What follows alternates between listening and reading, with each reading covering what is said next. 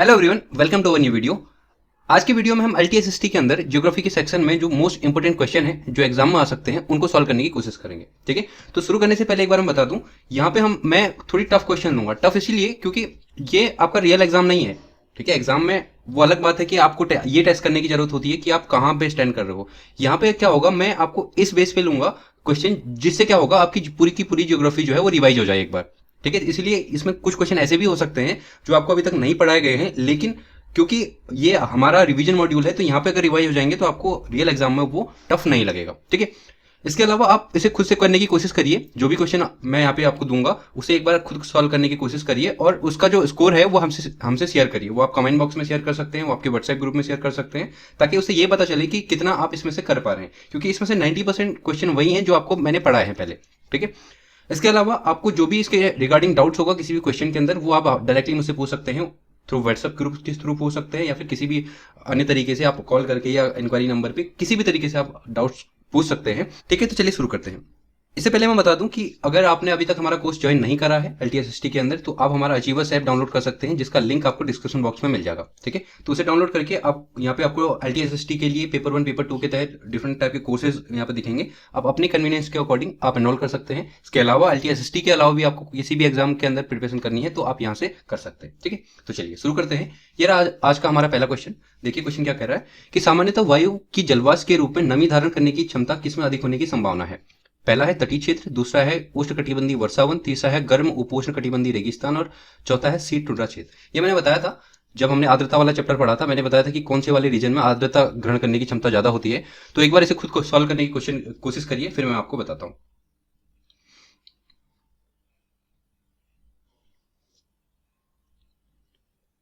ठीक है, चलिए देखते हैं। बहुत आसान सा क्वेश्चन था। ठीक है, इसमें अब मैंने बताया था कि आर्द्रता जो है वो कोरिलेटेड है टेम्परेचर से, तापमान से। ठीक है, कि जहां पे तापमान अधिक होगा, टेम्परेचर अधिक होगा, उसी मौसम में क्या होगा, आर्द्रता ग्रहण करने की क्षमता ज्यादा होगी, और जहां पे तापमान कम होगा वहां पे क्या होगा, आर्द्रता ग्रहण करने की क्षमता भी कम होगी उस एटमॉस्फेयर में या उस वायु में। तो सिंपल सी यहाँ पे पूछा गया है, तो इसमें से सबसे गर्म कौन सा होगा, तटीय क्षेत्र नहीं होगा, उष्णकटिबंधीय वर्षावन नहीं होगा, गर्म उपोष्णकटिबंधीय रेगिस्तान, हाँ इसका आंसर होगा कौन सा, सी वाला। ठीक है, बहुत आसान सा क्वेश्चन था, इतना टफ क्वेश्चन था नहीं। नेक्स्ट क्वेश्चन देखते हैं। देखो दूसरा क्वेश्चन है, पृथ्वी के विभिन्न भागों में प्राप्त सौर ऊर्जा की अधिकांश मात्रा अक्षांश के अनुसार बदलती रहती है, क्योंकि यहाँ पे देखना, इसने सौर ऊर्जा की यानी सूर्य ताप के बारे में पूछा। इंग्लिश में भी देख लो, ये कह रहा है the amount of solar energy received at various part of earth varies according to latitude because of. कहने का मतलब है कि जो हमें सनलाइट मिलती है, अलग अलग सूर्य का प्रकाश जो मिलता है वो हर जगह पे अलग अलग मिलता है। वो क्यों मिलता है, उसके इसने कारण पूछे हैं। पहला है भूमध्य रेखा और ध्रुव पर उभार, दूसरा है जल निकायों का प्रभुत्व, तीसरा है पृथ्वी की वक्रता, और चौथा है ए और सी दोनों। ठीक है, एक बार कोशिश करिए खुद सॉल्व करने की, फिर देखते हैं।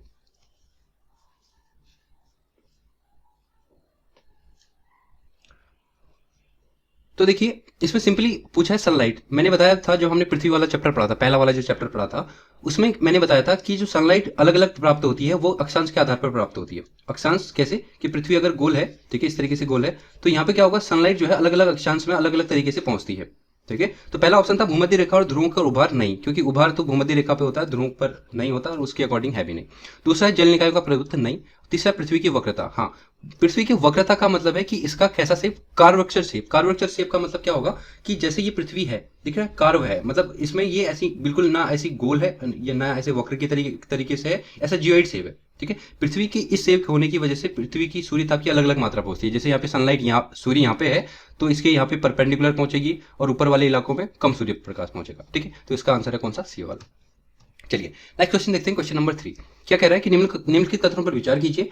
पहला, समुद्र तल पर वायुदाब सर्वाधिक होता है तथा ऊंचाई के साथ घटता जाता है, और दूसरा, कम हवा का दबाव आमतौर पर बादल छाए रहने और गीले मौसम का मतलब इसने इसको लिखा है वेट वेदर से जुड़ा होता है। ठीक है, उपयुक्त में से कौन सा कथन सही है, केवल एक, दो, एक और दो, दोनों, और डी इनमें से कोई नहीं।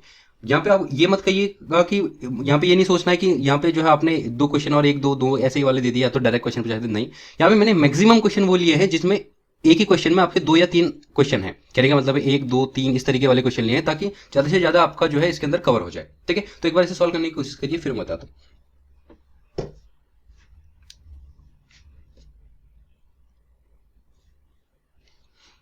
ठीक है, चलिए देखो, वायुदाब के बारे में पूछा है। वायुदाब मैंने बताया था कि वायुदाब क्या होता है कि पृथ्वी की जो लेयर्स हैं उन पर कितना भार डाला जाता है, किसके द्वारा, हवा द्वारा। ठीक है, उसे कहते हैं वायुदाब। देखो इसमें इसने लिखा है कि समुद्र तल पर वायुदाब सर्वाधिक होता है, बिल्कुल सही बात है। मैंने ये भी बताया था कि पृथ्वी की जो सरफेस है यहाँ पे सबसे ज्यादा वायुदाब होगा, क्योंकि ग्रेविटेशनल फोर्स जो है इसको अपनी ओर खींचता है वायु को, इस वजह से सबसे ज्यादा होगा। जैसे जैसे ऊपर को जाएंगे, मैंने पहाड़ों वाला एग्जाम्पल भी दिया था कि जैसे जैसे हम ऊंचाई पर जाएंगे वायुदाब क्या हो जाएगा, वो कम होता जाता है। तो पहला सेक्शन तो इसका सही है, तथा ऊंचाई के साथ घटता जाता है। हाँ बिल्कुल, तो पहला एक जो नंबर है ये सही है। दूसरा है कम हवा का दबाव आमतौर पर बादल छाए रहने और गीले मौसम से जुड़ा होता है। कम हवा का दबाव कहने का मतलब है लो एयर प्रेशर के बारे में पूछ रहा है, ठीक है। कह रहा है जो लो एयर प्रेशर है वो किससे एसोसिएट है, क्लाउडी स्काई और वेट वेदर से। बिल्कुल सही है। देखो कैसे कि जहाँ पे लो प्रेशर होगा, लो प्रेशर में क्या होगा, जैसे जैसे लो प्रेशर से हवा ऊपर जाएगी, मैंने बताया था कि यहाँ पे क्या होगी, ज्यादा से ज्यादा बारिश होगी। जैसे मैंने इक्वेटर वाला एरिया बताया था, भूमध्य रेखा वाला, तो जहाँ पे भी लो प्रेशर होगा वहाँ हमेशा बारिश वाला मौसम होगा और आसमान जो है बादलों से छाए रहेंगे। तो बिल्कुल सही है। तो इस तरीके से दोनों सही आंसर होते हैं और आंसर होता है इसका सी। ठीक, चलिए नेक्स्ट क्वेश्चन देखते हैं। क्वेश्चन नंबर 4, निम्नलिखित में से कौन सा कारक पृथ्वी की सतह पर सूर्य ताप से संबंधित नहीं है। ठीक है, किसके बारे में पूछा है, इंसुलेशन के बारे में पूछा है, यानी सूर्य के ताप से पूछ रहा है। कहने का मतलब यह है कि इनमें से आपको बताना है कि कौन से कारक जो है सूर्य ताप को अफेक्ट करते हैं और कौन से नहीं करते। पहला है पृथ्वी का अपने अक्ष पर घूर्णन, दूसरा है सूर्य की किरणों का झुकाव का कोण, और तीसरा है वातावरण की पारदर्शिता, और चौथा है उपरोक्त में से कोई नहीं। इसमें से आपको बताना है कि कौन सा सूर्य ताप से संबंधित नहीं है। ठीक है, एक बार सोचिए और आंसर करने की कोशिश करिए।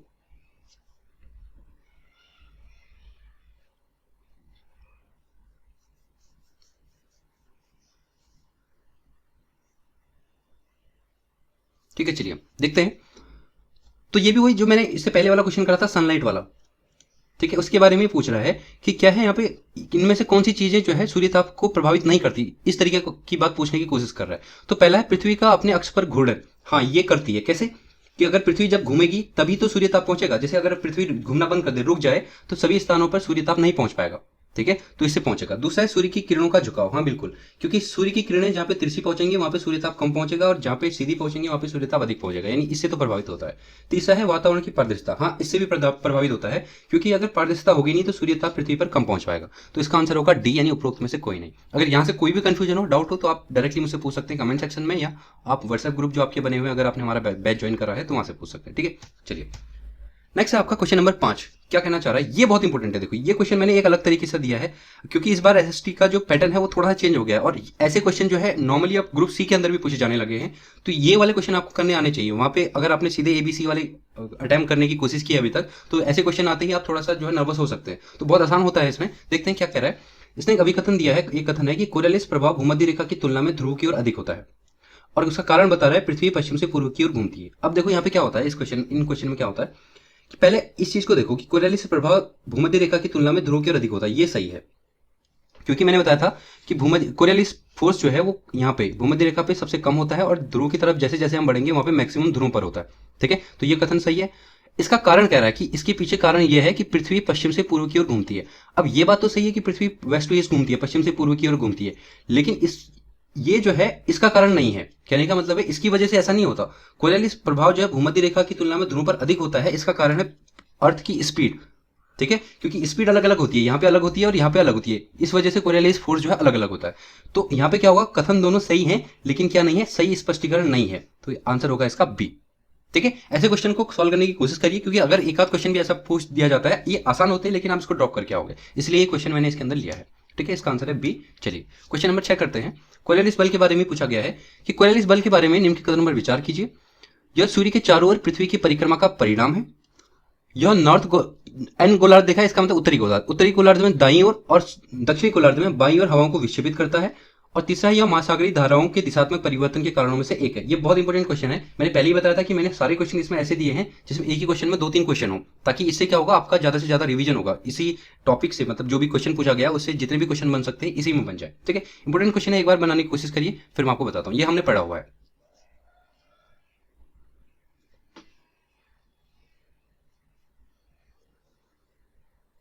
चलिए देखते हैं इसको। तो कोरियलिस फोर्स क्या है। पहली बात, ये सूर्य के चारों ओर पृथ्वी की परिक्रमा का परिणाम है। बिल्कुल सही बात है। मैंने बताया था कि अगर जो कोरियलिस फोर्स जो जनरेट होता है वो इसीलिए जनरेट होता है कि पृथ्वी अपने अक्ष पर घूमती है। सिंपल सी बात हो गई।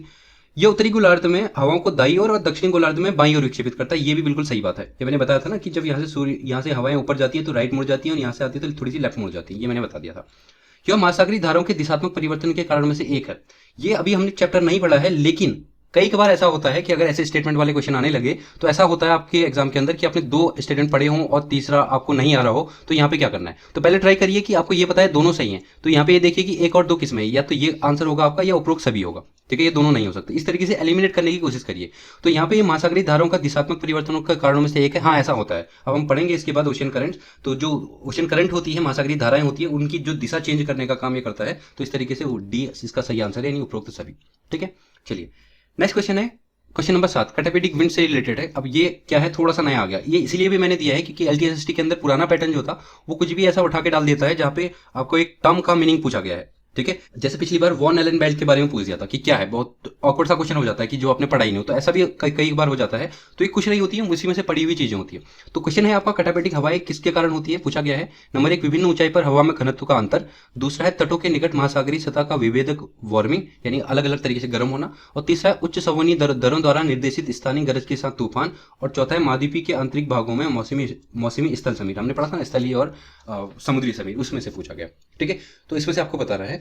तो कैटापेटिक विंड क्या होती है, बहुत आसान सी चीज होती है। देखो ऐसा होता है, इसमें देखो मैंने आपको एक हवा के उसमें बताया था, लोकल विंड्स में बताया था कि 2 तरीके की विंड होती है। एक होती है आपकी माउंटेन ब्रिज और दूसरी होती है आपकी कौन सी, वैली ब्रिज, ठीक है, वैली ब्रिज, ये मैंने आपको बताया था। तो सेम चीज है। देखो जब हवा किसी पहाड़ के ऊपर ऐसे चढ़ती है, गर्म हवा ऐसे चढ़ती है, ठीक है, तो यहाँ पे फिर क्या कराएगी, बारिश कराती है। मैंने बताया था बारिश कराती है। फिर यहाँ से ये हवा जो बारिश कराने के बाद फिर ये नीचे ऐसे उतरती है, समझ में आई बात। तो जो हवा ये ऊपर चढ़ रही है इसको कहते हैं अनाबेटिक विंड। ये हवा जो ऊपर चढ़ रही है यहाँ से, और ये हवा जो यहाँ से नीचे उतर रही है, ये वाली ठंडी हवा जो नीचे उतरेगी उसे कहते हैं कैटाबेटिक विंड। सिंपल सी बात है। इसी इतना याद रखो कि हवा का पहाड़ के एक छोर पे ऊपर चढ़ना और नीचे उतरना, इसमें से एक एनाबेटिक है और एक कैटाबेटिक है, ठीक है। तो क्वेश्चन था कि कैटाबेटिक हवाएं किसके कारण होती हैं, तो इसमें है विभिन्न ऊंचाई पर हवा में घनत्व का अंतर। हाँ ये सही है। क्यों, क्योंकि यहाँ पे क्या हो रहा है कि ये हाइट में डिस्टेंस की जो पहाड़ है उसकी घनत्व में अंतर के कारण ये हो रहा है, ठीक है। और बाकी ऑप्शन करने की कोशिश करो। देखो ऐसा भी कभी कभार होता है कि आपको 4 ऑकवर्ड से क्वेश्चन ऑप्शन दे दिए गए हैं, तो उसमें से ट्राई करो पहले एलिमिनेट करने की। दूसरा ऑप्शन देखो, तटों के निकट महासागरीय सतह का विभेदक वार्मिंग, नहीं वार्मिंग से तो ये ऐसा कोई रिलेटेड है ही नहीं, और ऊपर से तटों के किनारे बोल रहा है तो नहीं। उच्च संवहन दरों द्वारा निर्देशित स्थानीय गरज के साथ तूफान, नहीं इससे रिलेटेड नहीं है। महाद्वीपों के आंतरिक भागों में मौसमी स्थिति, इससे भी रिलेटेड नहीं है, तो इसका आंसर होगा ए, ठीक है। चलिए आगे बढ़ते हैं। नेक्स्ट क्वेश्चन है क्वेश्चन नंबर 8, सूरज के ऊपर होने के बावजूद बारिश के बादल काले रंग के क्यों दिखाई देते हैं। कहने का मतलब यह है कि जब सनलाइट है यानी सूर्य है और बादल लगे हुए हैं तो ये बादल काले क्यों दिखाई देते हैं। होता ना जब बारिश आने वाली होती है तो बादल हमें काले दिखाई देते हैं, क्यों दिखाई देते हैं। पहला है यह बादलों पर जमा धूल के कारण है। दूसरा है यह बादलों द्वारा सूर्य के प्रकाश का अवशोषण के कारण होता है। तीसरा बादल उनके द्वारा प्राप्त प्रकाश को बिखेरते हैं। और चौथा है वर्षा वाले बादल उनके द्वारा वापस अंतरिक्ष में प्राप्त सभी सूर्य के प्रकाश को प्रतिबिंबित करते हैं, ठीक है। तो इसमें से आप ट्राई करने की कोशिश करो, आसान है ये, उतना टफ क्वेश्चन नहीं है, आसान है, ट्राई करने की कोशिश करें।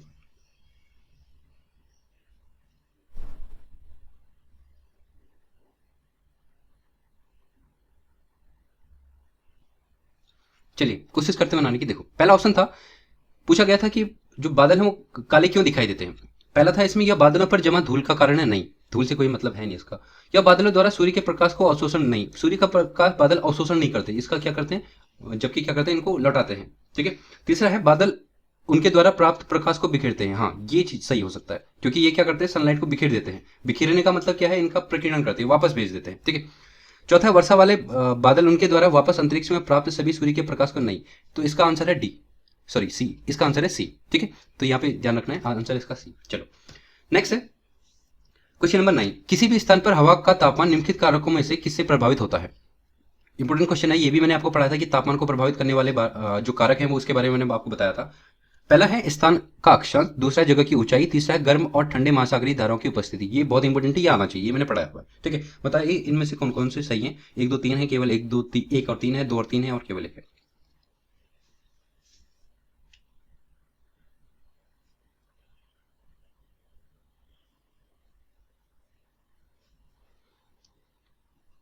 चलिए कोशिश करते हैं बनाने की। पूछा गया कि हवा के तापमान को प्रभावित करने वाले कारक। तापमान में मैंने बताया था पहले वाले चैप्टर, पृथ्वी वाले चैप्टर में, कि क्या होता है, अक्षांश होते हैं, हाँ बिल्कुल होते हैं। जगह की ऊंचाई, हाँ बिल्कुल होंगे, क्योंकि जैसे पहाड़ पे होगा तो ये साइड पे आपको ज्यादा टेम्परेचर फील होगा, नीचे नहीं होगा, और रात और दिन का फर्क होगा, वो सब मैंने बताया था। गर्म और ठंडे महासागरीय धाराओं की उपस्थिति, बिल्कुल अगर गर्म महासागरीय धाराएं हैं तो ये गर्म कर देंगे मौसम को, और ठंडी है तो ठंडा कर देंगे, तो इसका मतलब तीनों से फर्क पड़ेगा और आंसर होगा इसका ए, ठीक। चलिए क्वेश्चन नंबर 10 देखते हैं क्या है। पृथ्वी की सतह पर हम मजबूत ऊपर की ओर हवाओं का अनुभव नहीं करते। कहने का मतलब है, मैंने दो चीज आपको बताई थी, एक एयर बताई थी और एक विंड बताई थी। मैंने बताया था कि जब ये इस तरीके से वर्टिकल यानी ऊर्ध्वाधर हवाएं चलती हैं इस तरीके से, तो इनको कहते हैं एयर। तो वही पूछ रहा है कि हम ऊपर की ओर हवाओं का अनुभव नहीं करते हैं, क्यों? पहला है, वायु का ऊर्ध्वाधर दाब प्रवणता बल घर्षण बल द्वारा संतुलित होता है। दूसरा है, वायुमंडलीय दाब में ऊर्ध्वाधर रूप से कोई तीव्र परिवर्तन नहीं होता है। तीसरा है, वायु का ऊर्ध्वाधर दाब प्रवणता बल विपरीत गुरुत्वाकर्षण बल द्वारा संतुलित होता है। और चौथा है, पृष्ठ के निकट वायु जिसमें जल के अधिक अणु हैं ऊपर की ओर गति करने के लिए भारी होती है। ठीक है, ये भी थोड़ा लॉजिकल क्वेश्चन है, लेकिन मैंने आपको बताया हुआ है, एक बार करने की कोशिश करो फिर मैं बताता हूँ।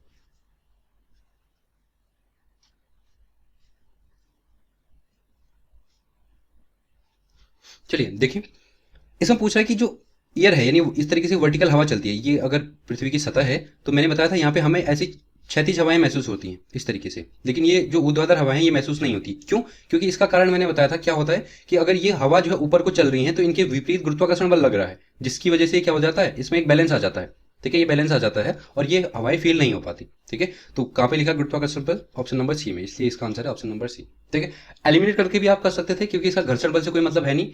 और दूसरा वाला देखो, ऊर्ध्वाधर रूप में कोई तीव्र परिवर्तन नहीं होता, ये तो गलत है, परिवर्तन तो होता है। और चौथा वाला था, पृष्ठ के निकट वायु जिसमें जल के अधिक अणु है ऊपर की ओर गति करने के लिए भारी होता नहीं, इनका कोई मतलब नहीं था, दूर दूर तक के सही नहीं थे। तो ऑप्शन नंबर सी इसका सही आंसर होगा। चलिए, इसके अलावा फिर से मैं आपको बता दूं कि अगर अगर आपने अभी तक हमारा कोर्स ज्वाइन नहीं करा है तो हमारा अचीवर ऐप है, जो आपको जिसका लिंक आपको डिस्क्रिप्शन बॉक्स में मिल जाएगा, वहां से डाउनलोड करिए और हमारी जो कोर्स है जो भी आपको अप्रोप्रिएट लगे पेपर 1 पेपर 2 के लिए ज्वाइन कर सकते हैं। ठीक है, चलिए क्वेश्चन नंबर 11, यहाँ पे हिंदी इंग्लिश नहीं है, यहाँ पे हिंदी हिंदी है, इंग्लिश में मैं बता दूंगा। ठीक है, वैसे भी इनमें ये मतलब लैंग्वेज का कोई इतना बड़ा इशू होने वाला है नहीं, क्योंकि बिल्कुल सिंपल सी चीजें हैं। देखो क्या है क्वेश्चन नंबर 11, देखो, यदि अरुणाचल के तीरथ में सूर्योदय 5 बजे होता है, 5 बजे आईएसटी पर होता है, मैंने बताए थे 2-3 चीजें आपको, एक मैंने जीएमटी बताया था, लोकल टाइम बताया था, आईएसटी बताया था। तो कह रहा है आईएसटी में सूर्योदय में 5 बजे है, तो गुजरात के कांडला में जो है सूर्योदय किस टाइम पे होगा? सिंपल सा क्वेश्चन है, बताया था मैंने, करा के भी दिखाया था उस टाइम पे। ये क्वेश्चन शायद हमने करा भी है, मॉक में भी करा है और जब लेक्चर चल रहा था उस टाइम पे भी करा। ठीक है, तो जल्दी से एक बार इसका आंसर बताओ फिर आगे चलते हैं।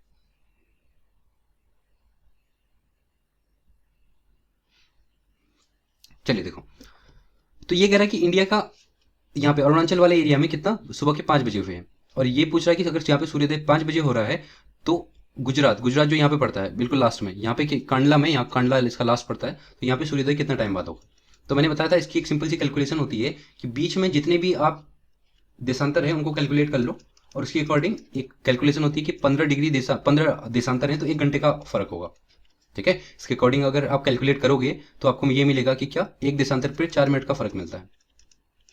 ठीक है, तो इसके अकॉर्डिंग कैलकुलेट करके देखो, टोटल इंडिया में कितने अक्षांश गुजरते हैं, करीबन 29.5 के आसपास, यानी इसको 30 मान लेते हैं। 30 मानने का मतलब क्या है कि अगर 15 डिग्री पे 1 घंटे का फर्क है तो 30 जो डिग्री अक्षांश है इन पे 2 घंटे का फर्क हो जाएगा, आगे या पीछे, क्योंकि सूर्य पूर्व से निकलता है तो पूर्व में टाइम आगे, यानी इसके 2 घंटे बाद यहाँ सूर्योदय होगा। यहाँ 5 बज रहे तो 2 घंटे बाद क्या, लगभग 7 बजे यहाँ पे क्या होगा, सूर्योदय होगा। ठीक है, ये लगभग इसलिए दिया है क्योंकि ये पूरे 2 घंटे का नहीं, 1 घंटे 56 मिनट का डिफरेंस होता है, क्योंकि देशांतर जो है कितने हैं, 29.5 के आसपास है, पूरे 30 नहीं है। ठीक है, तो लगभग 7 बजे का डिफरेंस, 7 बजेंगे। एक चीज बिल्कुल यहाँ पे याद रखना, ये क्वेश्चन घुमा फिरा के अलग तरीके से पूछा जा सकता है, तो ये ध्यान रखिएगा, इंडिया के सबसे पूर्व से पश्चिम के बीच समय का डिफरेंस 2 आवर का है। ठीक है, ध्यान रखिए। चलिए नेक्स्ट देखते हैं। हाँ, इसका आंसर सी मैंने बता दिया। नेक्स्ट देखिए क्वेश्चन नंबर 12, पूछा गया है कि जब, पहला कथन है कि जब पृथ्वी सूर्य से न्यूनतम दूरी पर होती है तो इसे अपसौर कहते हैं, और दूसरा है जब पृथ्वी सूर्य से अधिकतम दूरी पर होता है तो इसे उपसौर कहते हैं, और तीसरा है कि क्रांति ऐसा समय है जब सूर्य विषुवत रेखा से अधिकतम दूरी पर होता है और इसकी लंबवत किरणें कर्क रेखा अथवा मकर रेखा पर होती है। बताना है कौन से सही है, केवल 1, केवल 2, केवल 3 और तीनों सही है। ठीक है, ये मैंने कराया हुआ है, एक बार क्विकली इसको रिवाइज करने की कोशिश करिए और आंसर करिए।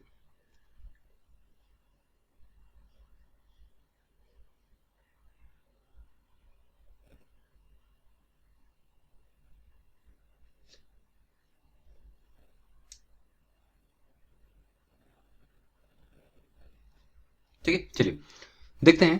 पहला था कि जब पृथ्वी सूर्य से न्यूनतम दूरी पर होती है तो इसे अपसौर कहते हैं, नहीं गलत है, इसे उपसौर कहते हैं। मैंने बताया था ना, 2 चीज होती हैं, एक तो क्योंकि पृथ्वी जो है ये सूर्य है, ये सूर्य है, तो पृथ्वी इसके चारों ओर इस तरीके से राउंड लगा रही है, और मैंने बताया था कि ये जो राउंड लगा रही है ये शेप गोल नहीं है, बल्कि कैसा, एक तरीके से जियोइड शेप है। ठीक है, इसको हम जियोइड कह लें या फिर हम अंडाकार शेप कह सकते हैं, कि अगर बीच में जो है सन है, सूर्य है, तो इसके चारों ओर इस तरीके से अंडाकार शेप में घूमती है पृथ्वी। ठीक है, इस तरीके से क्या होगा, एक टाइम पे ये सूर्य के सबसे नजदीक आएगी और एक टाइम पे सूर्य से सबसे दूर चली जाएगी। ये जो नजदीक वाला टाइम है इसे कहते हैं उपसौर, और जो जब सूर्य से दूर चली जाती है इसे कहते हैं अपसौर। मैंने इसका टाइम भी बताया था। उपसौर होता है कब? 3 जनवरी को, और अपसौर होता है 4 जुलाई को, ये भी मैंने बताया। तो ये दोनों स्टेटमेंट इसे उल्टा कर दिए। जब अधिकतम दूरी पर होता है इसमें उपसौर कह रहा है, नहीं, इसे अपसौर कहते हैं। ठीक है, तो दोनों स्टेटमेंट गलत है। तीसरा, क्रांति ऐसा समय है जब सूर्य विषुवत रेखा से अधिकतम दूरी पर होता है। क्रांति मैंने बताया था कि दो तरीके की क्रांति होती है। एक होता है जिसको हम कहते हैं मकर क्रांति, या इसको हम विंटर सोलिस्टिक भी कहते हैं, और दूसरा है ग्रीष्म क्रांति यानी समर सोलिस्टिक इसको कहते हैं। ये कर्क क्रांति भी कई बार इसको बोला जाता है। ग्रीष्म क्रांति कह लो, या कर्क क्रांति कह लो, या फिर समर सोलिस्टिक कह लो। ठीक है, तो ग्रीष्म वाला कब होता है? जब कर्क रेखा के ऊपर परपेंडिकुलर होती है सूर्य की किरणें। और मकर वाला कब होता है? जब मकर रेखा के ऊपर परपेंडिकुलर होती है। ठीक है, टाइम भी मैंने बताया था इसका। मकर रेखा पर याद रखना कब होता है? दिसंबर वाले टाइम पे, 22 दिसंबर के आसपास। और कर्क रेखा पर कब होता है? 21 मार्च के आसपास। ठीक है, तो क्रांति ऐसा समय है जब सूर्य विषुवत रेखा से अधिकतम दूरी पर होता है और इसकी लंबवत किरणें कर्क रेखा अथवा मकर रेखा पर होती है। बिल्कुल सही है। ठीक है, तो इस तरीके से आंसर कौन सा हो जाएगा? सी, केवल 3। ठीक, चलिए क्वेश्चन नंबर 13 देखिए। समता मंडल के निचले भाग में जेट विमान बहुत आसानी से और निर्विघ्नता के साथ उड़ सकते हैं। ये मैंने बताया था कि क्यों उड़ सकते हैं, क्या उसी से पूछा गया। सिंपल सा क्वेश्चन है। समता मंडल के निचले भाग में बादल या जलवाष्प नहीं होते हैं। दूसरा है समता मंडल के निचले भाग में ऊर्ध्वाधर पवनें नहीं होती। बताना है कौन से सही है। केवल एक है, केवल दो है, दोनों सही है, या फिर एक भी नहीं है। ठीक है, आंसर करने की कोशिश कीजिए।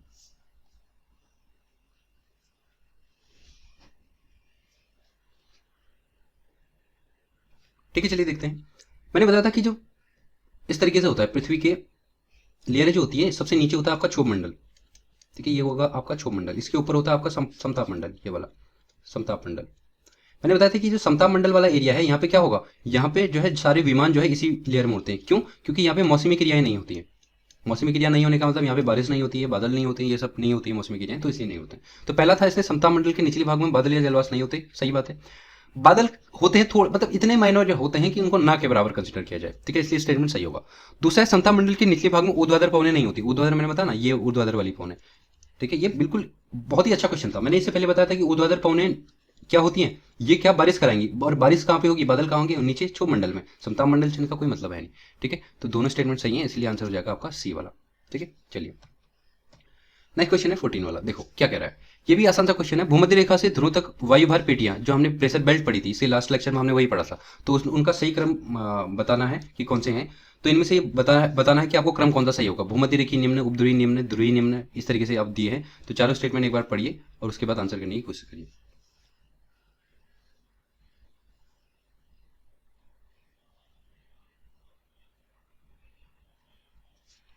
चलिए देखते हैं। तो मैंने बताया था कि पृथ्वी इस तरीके से है। यहाँ पे कितनी बेल्ट हैं? यहाँ पे अलग अलग तरीके की आपको बेल्ट मिल जाएंगी। जैसे यहाँ पे लो प्रेशरिक बेल्ट है, विश्वतीय लो प्रेशरिक बेल्ट। फिर दूसरा 30-35 पे है, ये हाई प्रेशरिक बेल्ट है, उपोष्ण कटिबंधीय उच्च वायुदाब पेटी। फिर निम्न वायुदाब पेटी है, उपध्रुवी निम्न वायुदाब, और लास्ट है ध्रुवी उच्च वायुदाब पेटी। ठीक है, 3 इसके ऊपर होते हैं, 3 नीचे होते हैं, 6 और 1 7, टोटल 7 पेटियां होती है। ठीक हो गया। तो देखो सही क्रम कौन सा है, ये देखो। भूमध्य रेखी निम्न वायुदाब पेटी, फिर उसके बाद उपोष्ण कटिबंधीय उच्च वायुदाब पेटी, फिर उपध्रुवी निम्न वायुदाब पेटी और ध्रुवी उच्च। हाँ, क्वेश्चन नंबर डी वाला सही है। ठीक है, इसमें इसी तरीके से इसको करना है। वहाँ पे एग्जाम के अंदर ऐसे क्वेश्चन आएंगे तो इनको आप छोड़ नहीं सकते। जो पढ़ाया हुआ है उसको अगर ड्रॉप करेंगे तो सिलेक्शन के चांसेस वहाँ पे कम हो जाते हैं। तो बहुत आसान सी चीज़ है, इनको देखते रहना। चलिए नेक्स्ट है क्वेश्चन नंबर 15। यहाँ पे क्या है, 2 सूची दी है और जो स्टेटमेंट दिए इनको मैच करना है। एक साइड है डोलड्रम, दूसरी अश्व अक्षांश, शीत कटिबंध, उष्ण कटिबंध, और इनके आसपास के चीज़ें दी हैं कि भूमध्य रेखा निम्न, ध्रुवीय उच्च, ये सब चीज़ें दी हैं। पढ़ाया है, बहुत आसान सा है। एक बार इसको ट्राई करके मैच करने की कोशिश करिए, फिर हम करते हैं।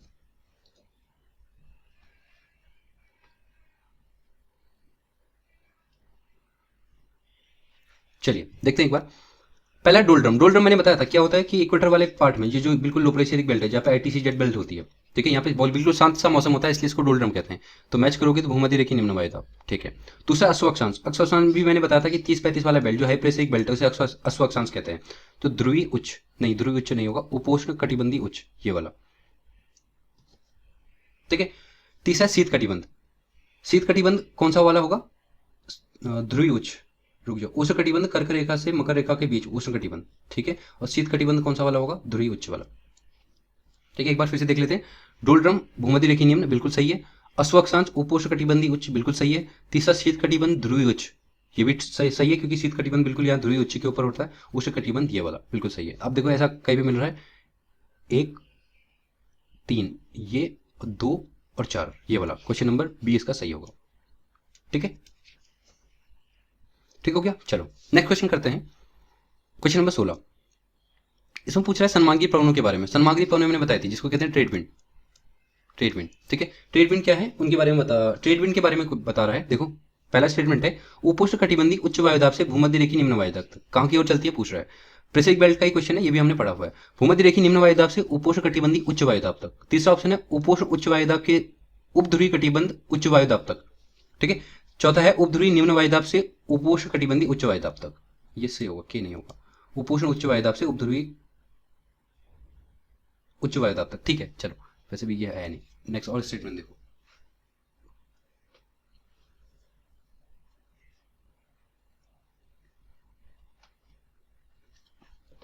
चलो देखते हैं।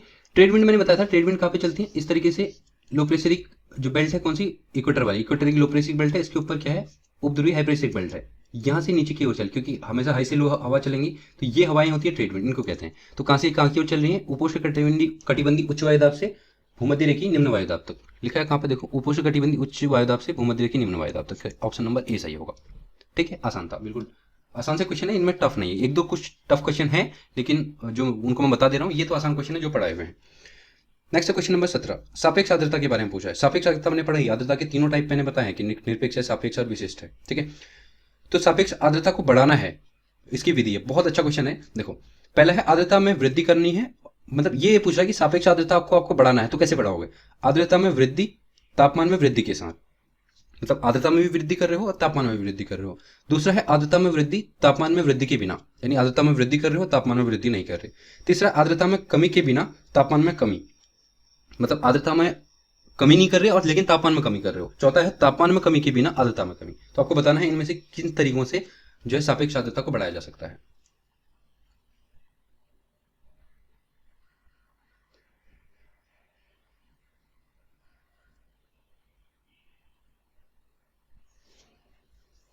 चलिए सॉल्व करते हैं। बहुत इंपॉर्टेंट चीज इसने पूछी है। सापेक्ष आर्द्रता रिलेटिव ह्यूमिडिटी के बारे में मैंने फॉर्मूला आपको बताया था। क्या होता है? फॉर्मूला होता है absolute humidity upon humidity capacity, यानी निरपेक्ष आर्द्रता अपॉन क्या होती है? निरपेक्ष आर्द्रता अपॉन आर्द्रता सामर्थ्य।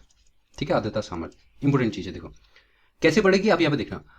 आर्द्रता में वृद्धि तापमान में वृद्धि के साथ, अगर आप आर्द्रता में वृद्धि करोगे तो ऑब्वियसली बात है ये बढ़ेगी, एब्सोल्यूट ह्यूमिडिटी बढ़ेगी। लेकिन ये कह रहा है तापमान में वृद्धि करे, तापमान में वृद्धि होगी तो ये कैपेसिटी बढ़ती रहेगी, तो ये संभव नहीं है। अगर दोनों बढ़ेंगे तो ये रेशियो इक्वल रहेगा, तो पहला गलत हो गया। दूसरा आर्द्रता में वृद्धि तापमान में वृद्धि के बिना, देखो आर्द्रता में वृद्धि कर रहे हैं, एब्सोल्यूट ह्यूमिडिटी बढ़ रही है, बिल्कुल सही है। और तापमान में वृद्धि के बिना, यानी तापमान में वृद्धि नहीं हो रहा है, तापमान कांस्टेंट है। कांस्टेंट है का मतलब ये इतना ही रहेगा, तो ऑब्वियसली बात है इसे रिलेटिव ह्यूमिडिटी बढ़ेगी। ठीक है, दूसरा सही हो गया। तीसरा देखो, आर्द्रता में कमी के बिना तापमान में कमी कर रहे हैं। आर्द्रता में कमी नहीं करनी है, यानी आर्द्रता कांस्टेंट रहेगी, अब आर्द्रता इतनी रहेगी, लेकिन इसमें कमी कर रहे हैं, तापमान में कमी कर रहे हैं। तापमान क्योंकि कैपेसिटी बिल्कुल तापमान के बराबर होती है। जैसे मैंने बताया था कि अगर टेम्परेचर क्या है बढ़ रहा है तो कैपेसिटी भी आपकी बढ़ेगी, और टेम्परेचर अगर कम हो रहा है तो कैपेसिटी भी आपकी कम होगी। ठीक है, इसलिए प्रोपोर्शनल है इसके। तो आर्द्रता में कमी के बिना, यानी इसको कांस्टेंट करना है, और तापमान में कमी करनी है। हाँ बिल्कुल, इससे भी बढ़ेगा, यानी तीसरा भी बढ़ेगा। चौथा देखो, तापमान में कमी के बिना आर्द्रता में कमी, यानी तापमान में कमी नहीं कर रही, इसको कांस्टेंट रखना है, और आर्द्रता में कमी कर रहे हैं, नहीं, इससे तो रिलेटिव ह्यूमिडिटी क्या हो जाएगी? कम हो जाएगी। ठीक है, क्योंकि ये कांस्टेंट रह रहे हैं और इसको घटा रहे, नहीं इससे नहीं होगा। तो आंसर हो जाएगा इसका 2 और 3, यानी सी वाला। नेक्स्ट क्वेश्चन है क्वेश्चन नंबर 18, उसांक पर। उसांक भी मैंने बताया था, उसांक को इंग्लिश में कहते हैं ड्यू पॉइंट, ये भी मैं आपको बता चुका था। ड्यू पॉइंट क्या है पूछ रहा है, कह रहा है वह तापमान है जिस पर संग्रहण शुरू होता है। ऑप्शन नंबर बी है उसका वाष्पीकरण शुरू होता है। तीसरा है जल बर्फ के रूप में जमने लगती है, और चौथा है वायु में जलवाष्प जमने लगता है। क्या है? बहुत ही सिंपल सा क्वेश्चन है, सेकंड का क्वेश्चन है। ठीक है, जल्दी से इसको आंसर बताओ। चलो, ड्यू पॉइंट यानी ओसांक, मैंने बताया था क्या होता है, जब नीचे से हवाएं जाती हैं, लो प्रेशर की हवाएं जाती है, बहुत गर्म होती हैं, गर्म होने के बाद ये धीरे धीरे ठंडा होना शुरू करती हैं। वाष्प के रूप में, ये वाष्प है, वाष्प के रूप में जाती ठंडा होना शुरू करती हैं, और ये जो ठंडी हवाएं हैं ये धीरे धीरे, सॉरी गर्म हवाएं, ये धीरे धीरे इतनी ठंडी होने लगती हैं कि ये किस में बदलने लगेंगी? वापस से जल में बदलने लगेंगी, जिसको हम कहते हैं संघनन। संघनन। और मैंने बताया था कि ड्यू पॉइंट यानी ओसांक वही बिंदु है जहां से संघनन शुरू होता है, तो इसीलिए ऑप्शन ए इसका सही है। बहुत आसान सा क्वेश्चन था। ठीक है, चलिए नेक्स्ट है क्वेश्चन नंबर 19, 19। ये भी मैं बता चुका हूँ, यहाँ पे चक्रवात वाले चैप्टर में मैंने बताया था कि अलग अलग देशों में चक्रवात को अलग अलग नाम से कहते हैं, उनका नाम बुलाया जाता है। तो यहाँ पे आपको बताना है कि कौन से देश में कौन सा है। ये भी आसान सा, इस तरीके से मैच करना है, क्विकली एक बार करके देखो, फिर सॉल्व करते हैं।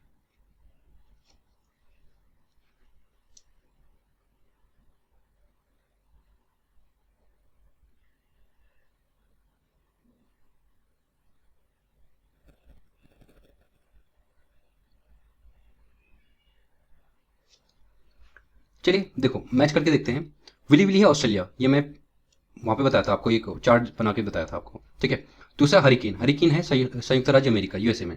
टाइफून आपका चीन में, और बागियो आपका फिलीपींस में। मैच करके देखो, एक का दो है, दो ऑप्शन है, एक के दो वाले, फिर देखो दो का एक है, यानी ये इस वाले ऑप्शन में इसमें भी है, ठीक है।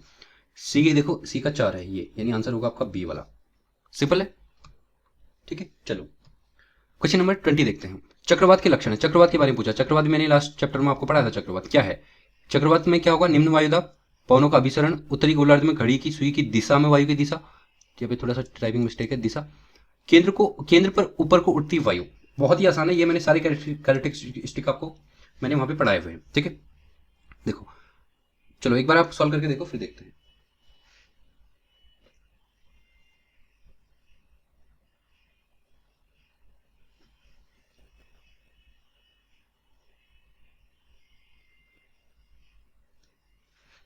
चलिए सॉल्व करने की कोशिश करते हैं। मैंने बताया था कि साइक्लोन जब चक्रवात होगा उसमें निम्न वायुदाब होगा, हाँ बिल्कुल निम्न वायुदाब होगा, ठीक है, पहला सही है।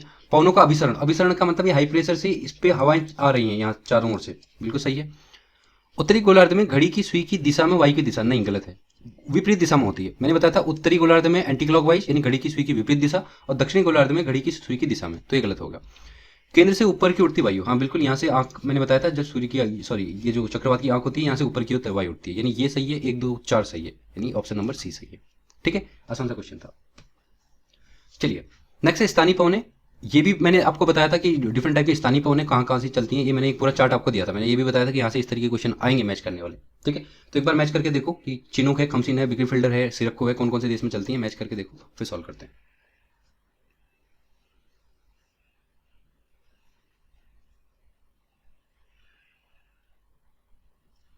चलिए देखो, पहला है चिनूक, चिनूक कहाँ चलती है? उत्तरी अमेरिका में, ये मैंने बताया था। दूसरी है खमसिन, खमसिन कहाँ चलती है?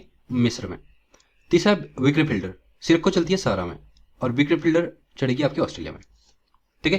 पहला ए का तीन, कौन से में? एक ही ऑप्शन में। देखो अगर आपको ये पता है कि चिनूक उत्तरी अमेरिका में चलती है, जो बहुत ही आसान है चिनूक का, तो आप इसको डायरेक्टली कर सकते थे, ठीक है। ये मैंने आपको चार्ट बताया था, देखो इसमें क्या क्या पूछा गया था। सिरक्को पूछा गया था, सहारा डेजर्ट में चलती है। चिनूक पूछा गया था, रॉकी माउंटेन कहाँ है, मैंने वहाँ पे समझाया भी था कि नॉर्थ अमेरिका में है रॉकी माउंटेन। उसके अलावा आपको कौन सा पूछा गया था इसमें से? सिरक्को, खमसिन, चिनूक। खमसिन पूछा गया, देखो इजिप्ट में, इजिप्ट यानी मिस्र में, ठीक है। तो इस तरीके से इस पूरे चार्ट को आपको याद करना है, मैंने उस टाइप पे भी समझा था, यहाँ से इस तरीके मैच वाले क्वेश्चन आते हैं। चलो नेक्स्ट क्वेश्चन देखो, क्वेश्चन नंबर 22, आईटीसी जेड के बारे में पूछा है। अंतर उष्णकटिबंधीय अभिसरण क्षेत्र का मतलब इंटर ट्रॉपिकल कन्वर्जन जोन यानी आईटीसी जेड, ठीक है। इसके बारे में पूछा है कि इनके बारे में आपको बताना है। पहला है यह भूमध्य रेखा के निकट एक निम्न वायुदाब का क्षेत्र है। दूसरा है यह उत्तर पूर्वी तथा दक्षिण पूर्वी सन्मार्गी पवन यानी जो ट्रेड विंड है इनके अभिसरण यानी मिलन का स्थल है जहाँ पे मिलती है ये ट्रेड विंड। तीसरा है यह ग्रीष्म काल में भूमध्य रेखा के उत्तर तथा शीतकाल में भूमध्य रेखा के दक्षिण में विस्थापित होता है। बहुत ही आसान है, पिछले लेक्चर में हमने करा है आईटीसी जेड, ठीक है। एक बार क्विकली इसको करने की कोशिश करो।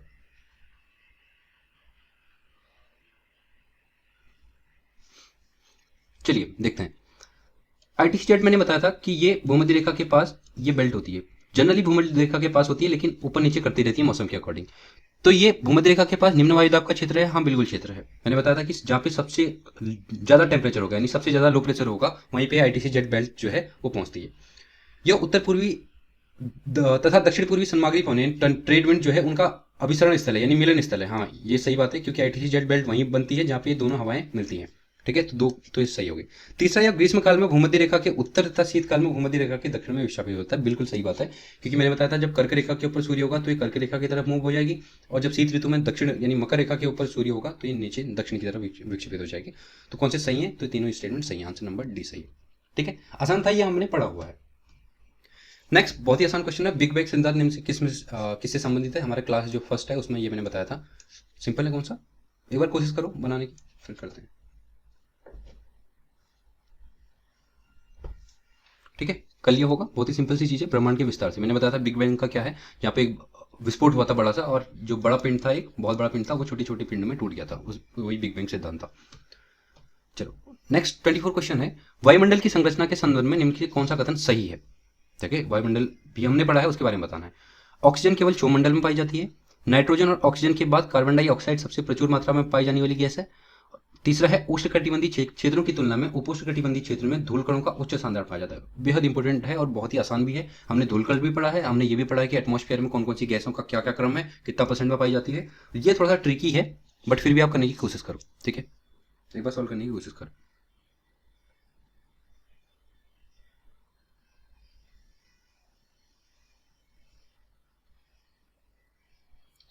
चलिए देखो सॉल्व करते हैं। पहला स्टेटमेंट था ऑक्सीजन केवल क्षोभ मंडल में पाई जाती है। देखो हमने पढ़ा था क्षोभ मंडल, सप्ताह मंडल, ये सारे मंडल पढ़े थे। क्षोभ मंडल होता है, इसकी मैंने बताया था कि ज्यादा से ज्यादा 10 से 12 किलोमीटर की हाइट तक होता है क्षोभ मंडल, ठीक है। लेकिन जो ऑक्सीजन पाई जाती है वो यहाँ से लगभग 120 किलोमीटर की रेंज तक पाई जाती है। हालांकि मैक्सिमम 99% ये है क्षोभ मंडल में ही होती है, ऊपर जाके बहुत ही रियर, बहुत ही हल्की होती है, लेकिन हाँ ये पाई जाती है, ठीक है। कहाँ तक? 120 किलोमीटर की रेंज तक, इसको याद कर लेना। तो इस तरीके से ये कह रहा है ऑक्सीजन केवल क्षोभ मंडल में पाई जाती है, नहीं, ऑक्सीजन ऊपर भी पाई जाती है, क्षोभ मंडल, समताप मंडल, मध्य मंडल तक पाई जाती है। दूसरा है नाइट्रोजन और ऑक्सीजन के बाद कार्बन डाइऑक्साइड सबसे प्रचुर मात्रा में, बिल्कुल गलत है। कौन सी होती है? आर्गन होती है। जो चौथे नंबर पे कार्बन डाइऑक्साइड होती है, तो ये भी स्टेटमेंट गलत हो गया, पहला भी गलत हो गया। तीसरा है उष्णकटिबंधीय क्षेत्रों की तुलना में उपोष्णकटिबंधीय क्षेत्रों में धूलकण का उच्च सांद्रण पाया जाता है, बिल्कुल सही स्टेटमेंट है, ठीक है। मैंने बताया था कि जहाँ पे सबसे ज्यादा गर्मी होगी वहां पे धूलकण होगा, लेकिन क्या होगा, जैसे जहाँ पे उष्णकटिबंधीय वाले इलाके इनमें बारिश भी उतनी होती है, बारिश होने की वजह से धूलकण बैठ जाता है, तो इनसे ज्यादा जो है धूलकण कहाँ होगा? उपोष्णकटिबंधीय क्षेत्र, यानी इनके ऊपर वाले इलाके जहाँ पे बारिश कम होती है, ठीक है। तो इस तरीके से आंसर होगा इसका डी। सिंपल था, बहुत ज्यादा टफ था नहीं। इस चार्ट को याद कर लो, मैंने तब भी बताया था कि गैस का परसेंटेज क्या है। नाइट्रोजन 78% है, ऑक्सीजन लगभग 21 यानी 20.95 है। इस तरीके से ऑर्गन तीसरे नंबर पे है, कार्बन डाइऑक्साइड चौथे नंबर पे। इसको इस तरीके से जरूर याद कर लेना, ये क्वेश्चन पूछा जाता है। चलिए नेक्स्ट आपका अश्व अक्षांश, ये भी मैंने बता दिया था। अश्व अक्षांश, हॉर्स लैटिट्यूड जो है, इसके बारे में, अश्व अक्षांश को कहते हैं हॉर्स लैटिट्यूड, ठीक है, हॉर्स लैटिट्यूड, इसके बारे में पूछा गया है। पहला स्टेटमेंट है पवन के अभिसरण का क्षेत्र जहां उच्च ताप से हवा फैलती है और संवहनी धाराओं के रूप में ऊपर उठती है, वह है। दूसरा है चक्रवाती गतिविधियों के साथ पवन का अभिसरण क्षेत्र है। तीसरा है पवन के अपसरण और प्रतिचक्रवाती गतिविधि का क्षेत्र है। और डी उपयुक्त में कोई नहीं। ये हमने पढ़ा था, एक बार इसको सॉल्व करने की कोशिश करो, आसान है, ये भी बहुत टफ नहीं है।